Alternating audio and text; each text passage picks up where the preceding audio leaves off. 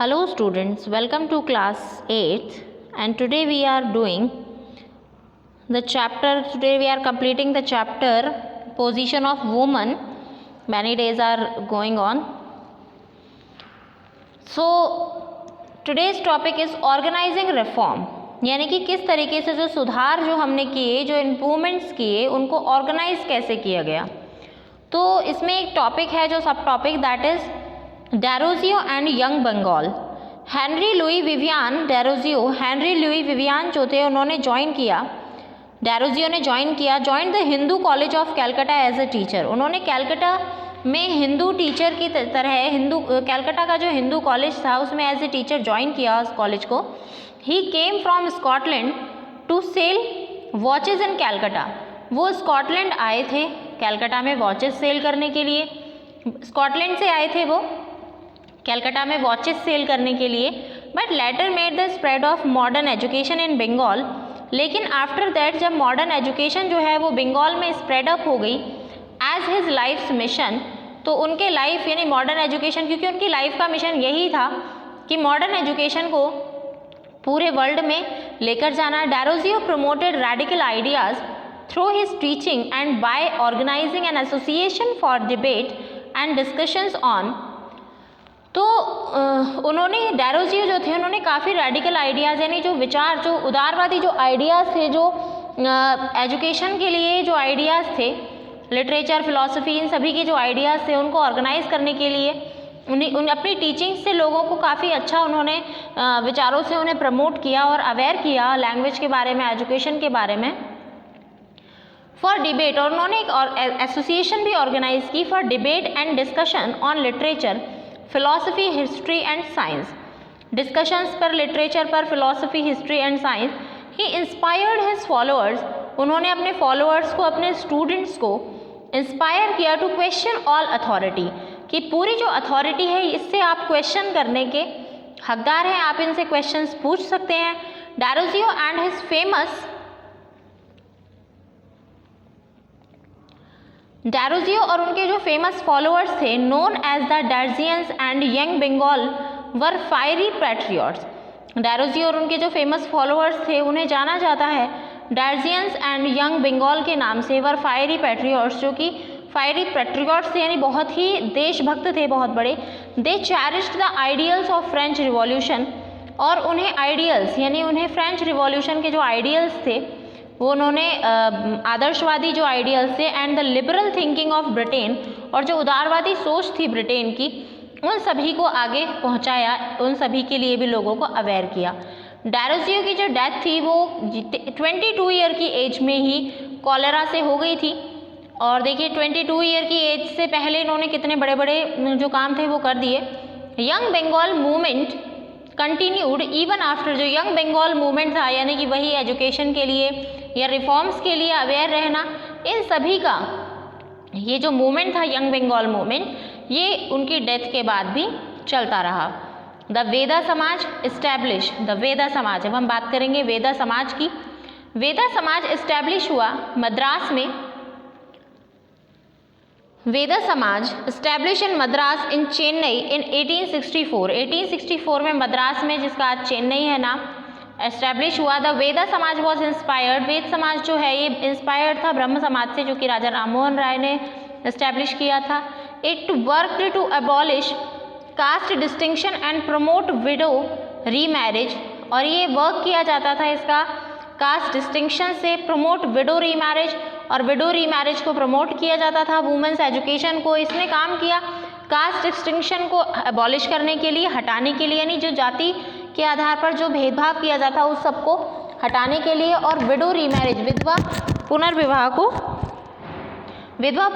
को रीमैरिज को प्रमोट करने के लिए, कि विधवाओं का दोबारा से जो मैरिज है वो करवाया जाए, और वुमेन की एजुकेशन को प्रमोट करने के लिए, यानी वुमेन के पोजीशन में इम्प्रूवमेंट्स के लिए इन्होंने बहुत सारे काम किए। Its members believed in one God. इनके जो मेंबर्स थे वो एक ही गॉड में बिलीव करते थे। They condemned the superstitions and rituals of orthodox Hinduism, और दे कंडेम्ड द सुपरस्टिशंस। वो सुपरस्टिशंस यानी कि उन्होंने ऑर्थोडॉक्स हिंदुइज्म यानी कि जो हिंदुइज्म था, हिंदू विचारधारा जो थी उसके जो अंधविश्वास थे उनके ये सख्त खिलाफ थे। अब हम नेक्स्ट बात करते हैं अलीगढ़ मूवमेंट की। तो अलीगढ़ मूवमेंट क्या था और अलीगढ़ मूवमेंट में क्या हुआ, let's see. Mohammedan Anglo Oriental college, Mohammedan जो एंग्लो ओरिएंटल कॉलेज जो था, founded by Syed Ahmad Khan in 1875 at Aligarh. Syed Ahmad Khan जिनकी पिक्चर आप साइड में देख सकते हैं, सैयद अहमद खान ने 1875 में अलीगढ़ में उसको फाउंड किया, फाउंडेशन किया उसका। लेटर द बिगम, और उसके बाद ये अलीगढ़ मुस्लिम यूनिवर्सिटी बन गई। अलीगढ़ मुस्लिम यूनिवर्सिटी बनने के बाद अलीगढ़ मुस्लिम यूनिवर्सिटी बन गई। The institution offered modern education, institution ने ऑफर किया मॉडर्न एजुकेशन को, इंक्लूडिंग वेस्टर्न साइंस, जिसमें वेस्टर्न साइंस भी इंक्लूड थी, तो मुस्लिम्स के लिए। The Aligarh movement as it was known, Aligarh movement जो था जैसे कि हम जानते हैं, had an enormous impact in the area of educational reform. Educational reform यानी कि भारतीय शिक्षा प्रणाली के जो सुधार थे उनके अंदर सबसे ज़्यादा जो प्रभाव डाला वो अलीगढ़ मूवमेंट ने ही डाला। सर सैयद अहमद खान ने इसको स्टार्ट किया था और इसी के चलते इसमें एक अलीगढ़ मुस्लिम जो यूनिवर्सिटी है उसको ओपन किया गया था 1875 में। अलीगढ़ में इन्होंने इसको ओपन किया। अलीगढ़ मूवमेंट बहुत ही इंपॉर्टेंट मूवमेंट था एजुकेशनल रिफॉर्म के एरिया में। नेक्स्ट हम टॉपिक पढ़ते हैं the Ramakrishna mission and Vivekananda, named after the Ramakrishna Paramahamsa. जो रामकृष्ण मिशन है इसका नाम जो है वो रामकृष्ण परमहंस के नेम पर दिया गया था, जिनका नाम था स्वामी विवेकानंद गुरु। स्वामी विवेकानंद के गुरु थे वो। And the Ramakrishna mission stressed the ideal of salvation through social services and selfless actions. तो रामकृष्ण परमहंस मिशन जो था इन्होंने आइडियल दिया salvation through the social services. इन्होंने अपने आइडिया सेल्फलेस एक्शन यानी निस्वार्थ भावना और समाज सेवा अपने पूरा जो जीवन है अपने आदर्श इन्होंने बनाए कि निस्वार्थ भावना से समाज की सेवा करना। तो विवेकानंद और रामकृष्ण मिशन जो है ये काफ़ी पैरेलल चला। नेक्स्ट हम बात करते हैं प्रार्थना समाज की। तो प्रार्थना समाज देखिए क्या था। प्रार्थना समाज इस्टेब्लिश हुआ 1867 में। प्रार्थना समाज का इस्टेब्लिशमेंट हुआ था 1867 में बॉम्बे में। और प्रार्थना समाज जो है sought to remove caste restriction, Prarthana Samaj जो है वो कास्ट रेस्ट्रिक्शंस को रिमूव करने के लिए इस्टेब्लिश किया गया था। अबॉलिश चाइल्ड मैरिजेस को अबॉलिश करने के लिए, क्योंकि उस समय चाइल्ड मैरिज और जो जातिवाद है ये चीज़ें बहुत देखने को मिलती थी। Encourage the education of women, और वुमेन की एजुकेशन को एनकरेज करना ये इनका सबसे बड़ा मोटिव था। And the ban on window remarriage, और विडो की रीमैरिज पर बैन करना। It's religious meetings Drew upon Hindu, इनकी जो रिलीजियस मीटिंग्स थी ड्रू अपॉन हिंदुइज्म जो है उस पर की जाती थी। Buddhist and Christian and tax, यानी कि इनकी जो मीटिंग्स है इट्स रिलीजियस मीटिंग, इनकी जो धार्मिक मीटिंग्स थी वो हिंदू, बुद्धिस्ट और क्रिश्चियन टेक्स्ट में की जाती थी, यानी इन लैंग्वेजेस को ये सपोर्ट करते थे। तो यहाँ पर प्रार्थना समाज ने भी काफ़ी अच्छे जो कदम हैं वो उठाए वुमेन की एजुकेशन के लिए और वुमेन के रिफॉर्म्स के लिए। नेक्स्ट बात करते हैं द सिंह सभा मूवमेंट की। सिंह सभा मूवमेंट क्या था? Through the efforts of Singh Sabha के एफर्ट्स के थ्रू 1870s में जिसका एस्टैब्लिशमेंट हुआ एंड विद ब्रिटिश सपोर्ट, जो कि ब्रिटिश सपोर्ट से थी। द खालसा कॉलेज जो कि अमृतसर में फाउंडेशन जिसका किया गया है 1892 में। Khalsa college was founded at Amritsar in 1892। This college and schools set up as a result of similar efforts, ये स्कूल कॉलेजेस जो हैं वो सिमिलर एफर्ट्स के लिए सेटअप किए गए।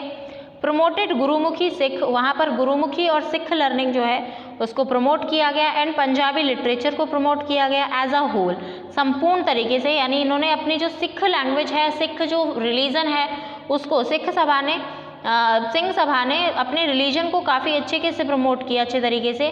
दे promoted education among the Sikh, उन्होंने एजुकेशन प्रमोट किया सिख के ज़रिए। They promoted education among the सिखों के अंदर, यानी कि सिख जो एक रिलीजन था उसके अंदर उन लोगों में इन्होंने एजुकेशन के लिए अवेयरनेस जगाई। ओफन कंबाइनिंग मॉडर्न इंस्ट्रक्शन और ऑफ मॉडर्न इंस्ट्रक्शन को कंबाइन करने के लिए विथ सिख टीचिंग्स, जिससे कि वो सिख टीचिंग्स कर सके। We first tie them down to the pile, उन्होंने ये जो है इसमें इन्होंने कहा कि सबसे पहले हमें उन्हें एक जगह बांधना होगा, यानी एक जगह इकट्ठा करना होगा। ऐसा राजा राममोहन राय ने बहुत सारे पम्पलेट्स में लिखा। उनके ऐसे कुछ आइडियाज़, ऐसे कुछ डायलॉग्स जो थे between the advocate and critic of traditional practice, critic और ट्रेडिशनल प्रैक्टिसेस के लिए जो लिखे जाते थे। Here is one such dialogues on sati, तो सती पर भी उनका एक डायलॉग था ऐसा ही। Women are by nature of inferior understanding, women जो है वो बड़ी ही निम्न जो अंडरस्टैंडिंग है विदाउट रिजोल्यूशन, ना तो उनका कोई रिजोल्यूशन होता है। अनवर्दी ऑफ ट्रस्ट, ट्रस्ट करने के लायक नहीं है। मैनी ऑफ देम, उनमें से बहुत सी, on the death of their husband, अपने हस्बैंड की डेथ पर, become desirous of accompanying them, यानी कि अपने हस्बैंड की डेथ पर भी उनके साथ जाना चाहती हैं। But to remove every chance of their trying to escape, और हमने हर चांस को, हमें क्या करना होगा, उसे उस जलती हुई आग में से बचाने के लिए हमने हर चांस को ख़त्म कर दिया है। In burning them we first tie them down to pile, और उन्हें बर्न करने से पहले हमें क्या कर देना चाहिए, सबसे पहले उन्हें हमें खंभे से बांध देना चाहिए, जिससे कि उनके बचने के चांस क्या हो जाए, हर बचने का जो चांस है वो बिल्कुल ख़त्म हो जाए, कहीं वो जलने से पहले भाग ना जाए, ऐसा कुछ ना हो जाए। यानी कि ये एक तरीके से एक कमेंट था सती प्रथा के ऊपर। सती जो सिस्टम था वहाँ का, राजा राममोहन राय ने उस पर एक ये कमेंट किया था कि वहाँ पर लोगों के ऊपर इतनी बंदिशें हैं, वुमेन के ऊपर इतनी बंदिशें हैं, इतनी बाउंडेशंस लगाई गई हैं, उन बाउंडेशंस के चलते जब उसको सती कर दिया जाता है, यानी कि उसको जला दिया जाता है अपने हस्बैंड की डेड बॉडी के साथ में जिंदा, तो उसको ज़िंदा जलाने से पहले कि भाई इतने रेस्ट्रिक्शंस लगा रखे हैं तो एक रेस्ट्रिक्शंस और लगा दो, उसे जलाने से पहले भाई खंबे से बांध दो और उसको उसी में जला दो, खंबे से बांधे हुए ही जला दो, जिससे कि कहीं वो भाग ना जाए या बचने की कोई कोशिश ना करे। क्योंकि वैसे भी हमारे जो सिस्टम्स हैं, हमारे जो कस्टम्स हैं, इन सभी ने उसकी हर चीज़ को, उनकी हर जो प्रॉब्लम है, हर स्टेप को बांधा हुआ है, हर चीज़ को बाउंड किया हुआ है। तो ये था हमारा चैप्टर पोजीशन ऑफ वुमेन के लिए। लेकिन आज के टाइम में अगर देखा जाए तो वुमेन की जो पोजीशन है वो काफ़ी इम्प्रूव हो गई है। बहुत सारी चीज़ें अभी भी हैं जो देखी जाती हैं कि काफ़ी जो जगह हैं वो बहुत अभी पीछे हैं इन सब चीज़ों के मामले में, तो वो भी धीरे धीरे इम्प्रूव हो रहे हैं और आगे आने वाले होप्स हो कि आगे आने वाले टाइम में वो सभी इम्प्रूव करेंगे। तो ये था हमारा chapter position of women, and on the next day we will share the questions, answers and exercise of this chapter. So thank you, have a nice day.